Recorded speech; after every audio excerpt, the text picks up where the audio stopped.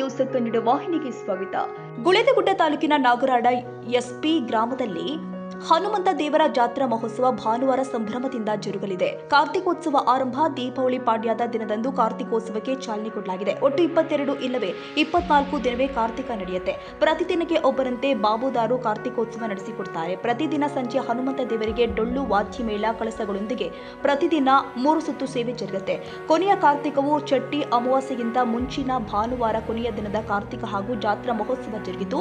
ಗಂಡ ಆರತಿ ಸೇವೆ ಭಾನುವಾರ ಬೆಳಿಗ್ಗೆ 6 ಗಂಟೆಯಿಂದ ಮಧ್ಯಾಹ್ನ 12:30 ತನಕ ಹನುಮಪ್ಪ ಗುಡಿ 5 ಸುತ್ತನ್ನ ಗಂಡ ಆರತಿ ಕಳಸ ದೇವರ ಪಲ್ಲಕ್ಕಿ ಡೊಳ್ಳು ವಿವಿಧ ವಾದ್ಯಗಳ ಮೂಲಕ ಭಕ್ತರು ದೇವರ ಸೇವೆ ಮಾಡಿದ್ರು.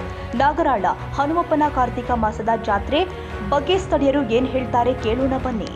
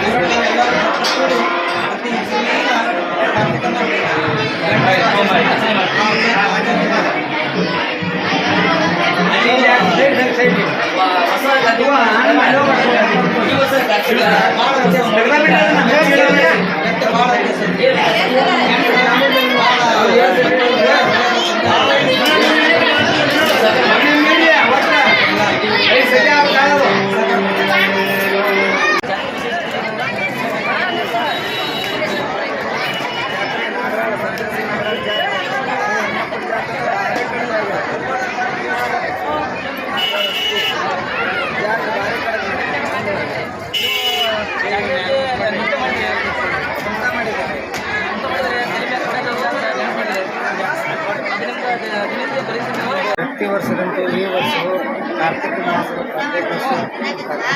ಶುರುವಾಗಿ ಒಂದು ತಿಂಗಳ ಪರ್ಯಂತ 4 ವಾರದ ನಂತರ ದಿವಸ 8ರಿಂದ 10 ಗಂಟೆವರೆಗೆ ಮತ್ತು ಈ ಗುಡಿ ಪ್ರಾಚೀನ ಕಾಲದ್ದು ಮತ್ತು ರೂಢಿ ಇದೆ. ಅದೆಲ್ಲ ತೆಗೆದು ಈಗ ನಾವು ಹೊಸ